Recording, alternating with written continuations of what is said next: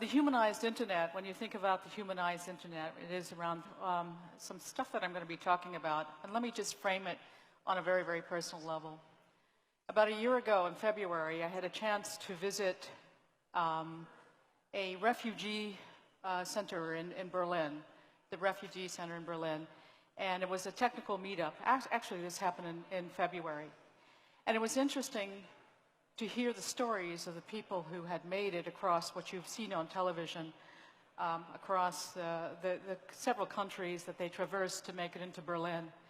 And when you're in a refugee center in Berlin, what you're doing basically is learning German and you're coding. And so we talked about sets of identities and what that meant and what was very concerning about people. So we're going to talk about digital identity in this conversation. If I fast forward, in May of 2016, and May 20th, I had a chance to present at the UN at the ID 2020 Summit. And that was this whole notion of what is happening with digital identity and the provenance of identity and what happens when you don't have it. So I think it's really important to talk about that humanization, if you will, factor.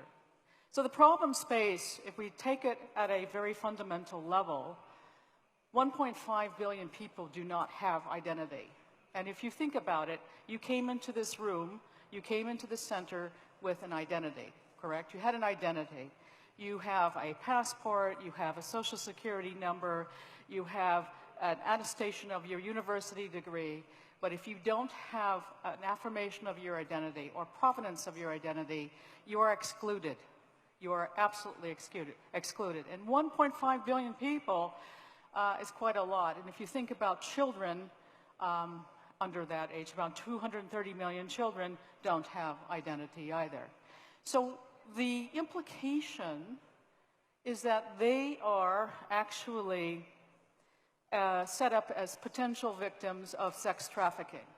And that's a really big issue, as well as women. So when you go into these camps at the UN, by the way, there's a lot of great work being done today. It's all fragmented, but it's being done today in the space of digital identity. What happens is that families are separate and children are separate. And so they don't know, where their parents are, and sometimes these children are taken in by some of the families to inflate the family for privileges in the camps itself. But that's one side of the coin on this notion of digital identity. What happens, for example, if there is a natural disaster and you don't have provenance of who you are, right? You don't have provenance of your birth certificate, and you don't have this notion of persistence. So could we not think about creating an opportunity where people could leapfrog all of this paperwork and absolutely use this notion of digital? I think this is a really important situation and opportunity to assess. Most people have, that we have discovered in talking with my colleagues, and most of them have a phone. Maybe fundamental, but a phone. You would be surprised that some of them are actually Facebook users. So there's a social media presence in terms of the sets of identities that we talk about. So that is kind of the opportunity here in terms of having what we call, or the problem, if you will, of what persistence and provenance can and should look like. You know, the humanization, because we're talking about the internet per se, the humanization, the mission here, when we take a look at what that humanized internet can and should look like, is thinking about providing a persistent digital identity for 1.5 billion people. But the real opportunity here, ladies and gentlemen, is looking about how we provide ourselves within this notion of digital identity. And when we say digital identity, we mean identity, that which you choose to share. This is the difference. We have different types of identities. You have a professional identity, you have a home identity, you have all kinds of identity. But when we start at the most vulnerable, those who are identity-less, is an area that I think is a very big, hairy problem to look at. And by the way, there's going to be a lot of hairy problems that I'm going to be describing in the next couple of minutes. So that's one area. And I think at the UN last year, they showed a horrific film, a documentary on the story of Meena, who was a 9-year-old girl out of India, and she was sold to a brothel. And by the time she was 14 or 15, she had a couple of children. And it was what was the future of those children. And the story of Meena is she couldn't prove, she was actually rescued by an NGO. She couldn't prove who the father was by the law, and those children still remain in the brothel. So that's kind of the background. And the vision is to actually look at that persistence, because if we can unlock the power, if you will, of that humanization of the internet, we can actually provide and leapfrog this paperless, this paper stuff that we're dealing with today. We have a passport that's paper, et cetera, and think about providing persistence and provenance at a digital level, which is really the great opportunity and vision. You know, the value proposition, if you think about that middle identity, is this is my name. But it's more than this is my name. It's the value that I get. Can you imagine a billion moments of safety? One of the refugees I spoke with actually made the walk, but he made a walk with a colleague who had diabetes. So he couldn't get his insulin. What about the happiness of fairness and all of the billion people types of problems that we can look at when we think about healthcare? A lot of issues around healthcare today that are very, very problematic. And we have to put that together in terms of what that holistic, if you will, value proposition can and should look like. The access to technology, the access to clean water, all of that together at a very, very fundamental level, because this is what they were looking for at that time. And this is what they look for as children who may be separated. I think this is a horrific problem. And I think with billion people problems, I think it's really cool to look at that. So the traits, if you will, or the factors behind the humanized internet include this notion of humanness and well-being. So I'm talking about the tenets here and that which is underpinning the value proposition. This notion of increased participation. Education, for example, is a very, very key issue. And of course, it's all about your liberty. And if you think about liberties and you think about the principle behind digital identity, you can see that we're talking about that which you own. This is my name, that which I choose to share. And just as a side note, as an experiment, actually, I'm actually going to pick up an e-residency card in Estonia.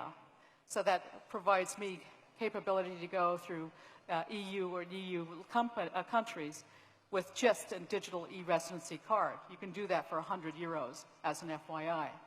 So these are things that I think become very, very interesting in terms of digital identity and the traits for that humanized internet. The freedom and opportunity for all, that I think the most important notion here is the notion of purposeful.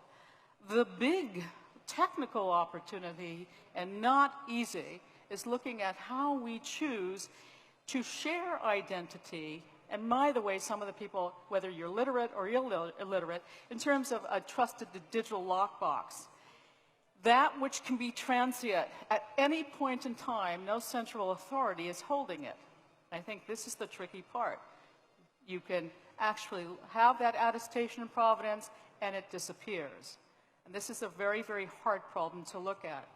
So you can see the factors that go behind that notion of identity and what a digital lockbox that is transient can look like, and a federated lockbox in itself. If we double-click further, I think that, go back a bit, the architecture at a very, very high level is around trusted digital identities, and there's shadowed identities, and there's root identities. There may be portions of biometrics that you're sharing. And today, biometrics, we share biometrics by way of thumbprinting in camps. It's thumbprinting and retinal scans. It may be even some notion of DNA swathing. For example, if children are, disappear or separate.